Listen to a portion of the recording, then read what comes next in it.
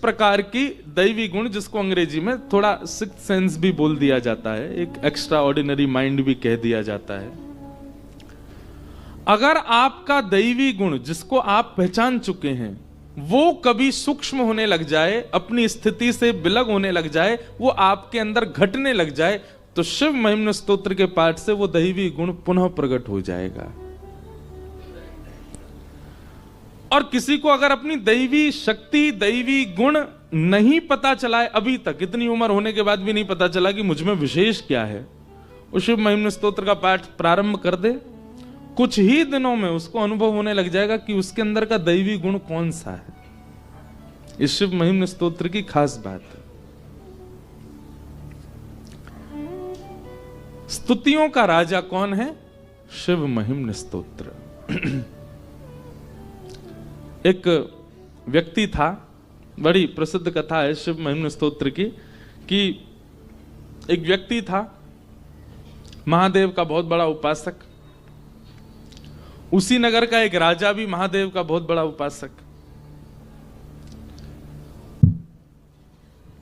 भक्ति में कभी कभी प्रतिस्पर्धा आ जाती है कि हम पहले जल चढ़ा दें महादेव पे, हमसे पहले कोई ना चढ़ा के जाए। वीवीवीआईपी की भी बहुत कैटेगरी होती है। एक तो होती है हमको बस पास से दर्शन हो जाए, एक होती है हमको अभिषेक का अवसर मिल जाए, एक होता है कि पूरे दिन में सबसे पहला अभिषेक मेरा हो। इतना भी चाहते हैं लोग। तो राजा जो था उसकी ऐसी स्थिति थी कि उसको रहता था कि महादेव पर दिन का सबसे पहला बिल्व पत्र मैं ही चढ़ाऊं, मुझसे पहले कोई ना चढ़ाए। और उसके लिए उसने क्या किया, पूरे नगर से बिल्व पत्र के जितने पौधे वृक्ष आदि थे सबको मिटवा करके एक अपने ही बगीचे में बिल्व पत्रों का बगीचा प्रकट कर दिया। क्यों? मुझसे पहले कोई और बिल्व पत्र कहीं से तोड़ के जा ही नहीं पाएगा। मनमुखी राजा अपने आप बिल्व पत्र लेता और सबसे पहले जाता, उसके अलावा कोई जा ही नहीं सकता, क्योंकि पूरे नगर में बिल्व पत्र है ही नहीं। एक और भक्त महादेव का, उसने कहा ये तो हिंसा है। क्यों? दबाव हिंसा है। कल रात भर मेरे मन में यही चलता रहा। हमारे किशन जी ये सूत्र दे गए, महाराज जी दबाव हिंसा है। मैंने कहा हाँ।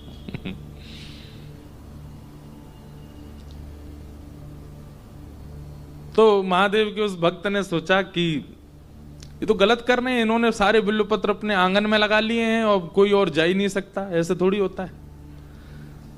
तो उसने शिव महिम्न स्तोत्र का पाठ करके इतना पाठ किया और महादेव से उसने कहा कि हे नाथ, मुझे अदृश्य होने की शक्ति प्रदान करो।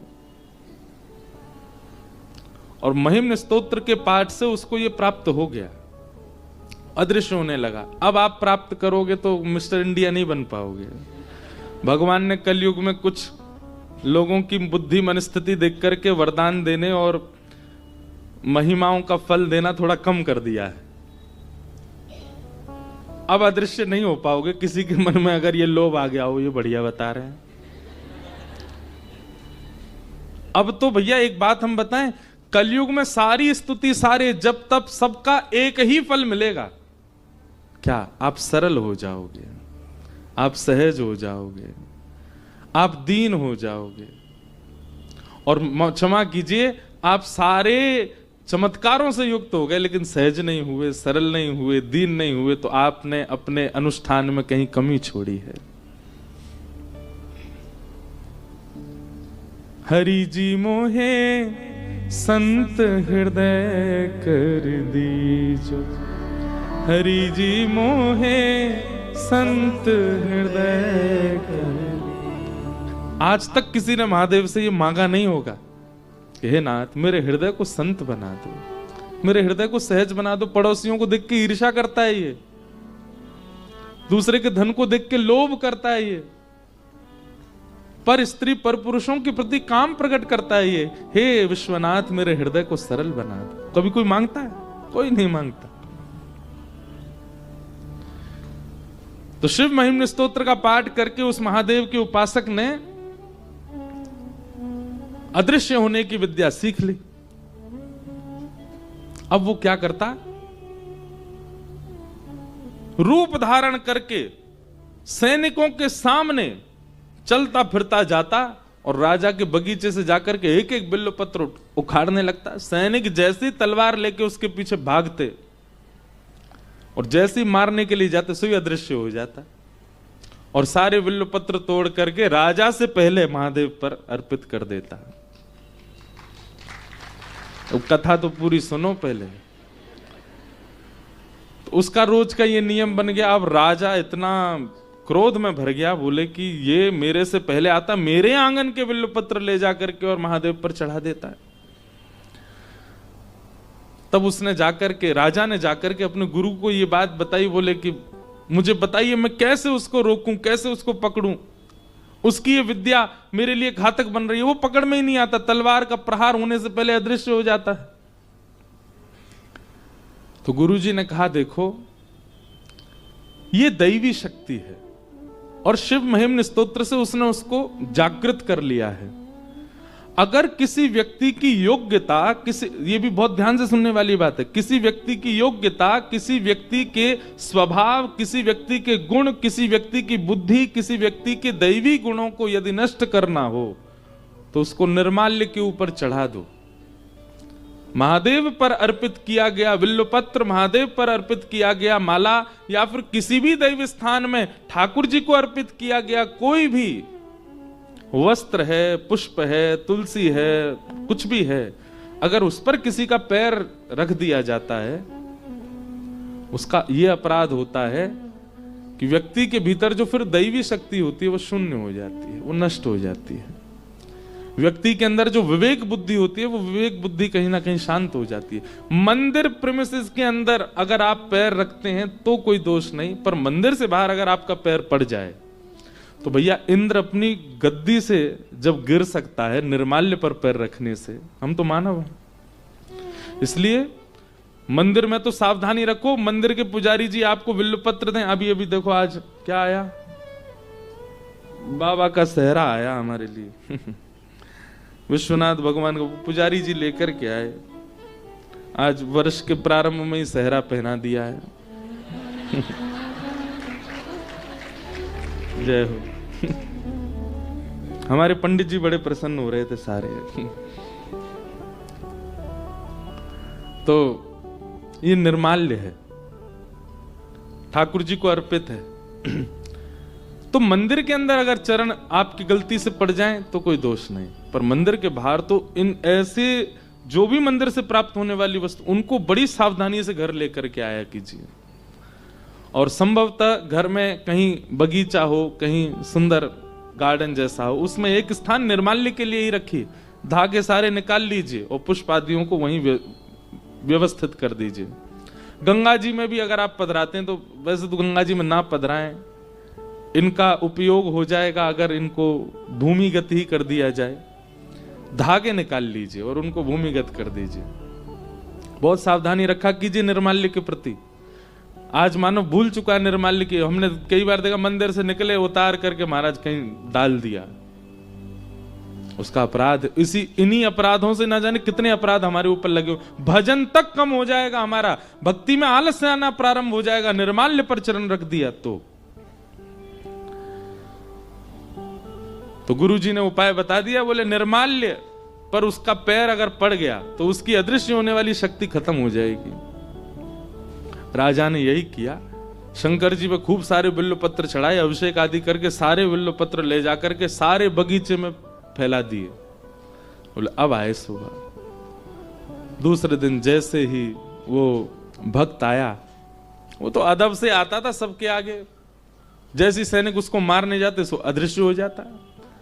जैसे ही उसने प्रवेश किया, प्रवेश करते ही निर्माल्य पर पैर रख दिया। अब उसको नहीं पता है कि उसके अदृश्य होने की शक्ति जा चुकी है। बिल्वपत्र तोड़ने लगा। राजा भी हंसता हुआ ऊपर से आ रहा था। सैनिक दौड़ करके गए, जैसे ही उसको पकड़ने लगे अदृश्य होने की शक्ति उसकी समाप्त हो गई। राजा बोला अब भाग करके दिखा। तलवार निकाल करके राजा उसका सर धड़ से अलग करने आया। उसने नेत्र बंद करके महादेव से प्रार्थना की, हे महादेव,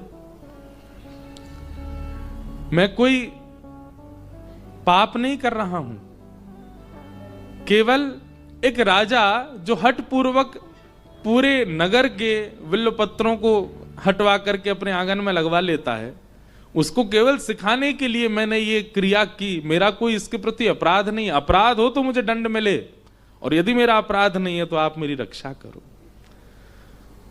उसके मन में विचार आया, जिस महिम्न स्तोत्र ने मुझे सिद्धि प्रदान की, आज वह सिद्धि चली गई तो पुनः महिम्न स्तोत्र से आ भी जाएगी। और राजा जब तक समीप आता उसने पुनः शिव महिम्न स्तोत्र का पाठ किया, और जैसे ही राजा तलवार प्रहार करने लगा, स्तोत्र का पाठ पूर्ण होते ही उसकी वह शक्ति पुनः जागृत हो गई, फिर अदृश्य हो गया और फिर वहां से चला गया। तो ये बात हम क्यों कह रहे हैं, इतना पावरफुल है शिव महिम्न स्तोत्र। लेकिन ये सारी बात क्यों कही गई है? स्तुतियों का राजा शिव महिम्न स्तोत्र, और स्तुति जिसकी इतनी महान है तो इसका मतलब वो महादेव कितने महान होंगे। लेकिन वही महादेव जब हिमालय पर बैठ करके ध्यान करते हैं और श्री पार्वती जी पूछती हैं कि हे श्री महादेव, आप किसका ध्यान कर रहे हैं, तब महादेव गाते हैं।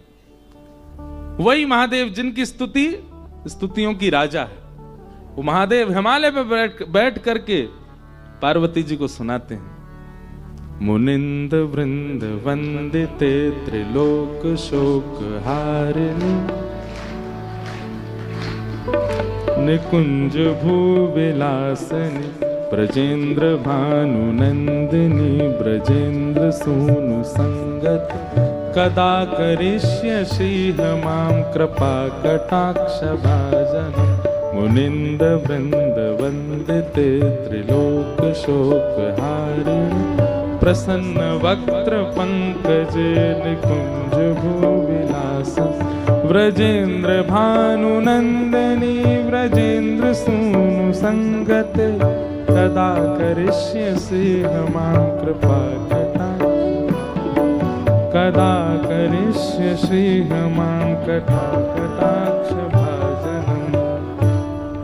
किशोरी जी का गुणगान करते हैं महादेव, तो इसका मतलब क्या है? स्तुतियों का राजा शिव महिम्न स्तोत्र, पर उन राजा के सिर पर विराजमान जो मुकुट है वो हमारी श्यामा जी हैं, वो हमारी किशोरी जी हैं, हमारी लाडली जी, हमारी श्री राधा रानी है। इसलिए महादेव के समीप जाकर के सारी स्तुतियां गाओ, पर सब पूरा हो जाए जब आपका, जब निकलने लग जाओ तब एक बार श्री राधा, बस एक बार कह दो, राधा वल्लभ लाल की जय। महादेव को एक बार युगल युगल का स्मरण करा करके जाओ। और अगर गोपी गीत याद है आपको, काशी वाले ध्यान से सुनो, तो निश्चित ही महादेव के पास जाके गोपी गीत सुनाया करो। अब क्या है कि क्योंकि महादेव की नगरी है ना, तो इसलिए सब महादेव को महादेव की ही स्तुति सुनाते हैं। लेकिन हम ब्रजवासी, हम ब्रज से आकर के हमारे मन में आता है कि महादेव को जो प्रसन्नता हो वो अर्पित किया जाए। वही बात हो गई, मैंने कहीं कह दिया था कि मुझे रसगुल्ला ढोकला बहुत पसंद है। अब तो मैं जहां जाऊंगा मुझे रसगुल्ला ढोकला ही मिले, रसगुल्ला ढोकला ही मिले, रसगुल्ला ढोकला ही मिले। कभी कभी प्रिय वस्तु के रस को बढ़ाने के लिए, कभी कभी जैसे किसी को रसगुल्ला बहुत पसंद है और उससे पहले ही उसने गजक खाई है, एक बात बता रहे हैं, अब गजक खाई, गजक के बाद रसगुल्ला आ गया, तो आप क्या करोगे? पहले कुछ नमकीन दो, हाँ, थोड़ा जीभ हमारा नमक से भरे, उसके बाद फिर हम अपने प्रिय वस्तु का सेवन करेंगे। तो यहां पर सब लोग महादेव को नमकीन पवा रहे हैं, अब रसगुल्ला पवाओ। जब आप देखते हैं कि सब लोग ठाकुर जी को हर हर महादेव और महादेव की स्तुति सुनाते हैं, महादेव प्रसन्न होते होंगे, पर उसके बाद एकांत में बैठ कर के आप गोपी गीत सुनाया करो, महादेव प्रसन्न होते होंगे, कितने आनंद में आ जाते होंगे। तो ऐसे सब भाव हैं निर्गुण बनिए तभी सगुण का अनुभव कर पाओगे। स्वयं ही इतने सर्वगुण संपन्न बन गए हो तो फिर वो सगुण कहां से दिखेंगे आपको।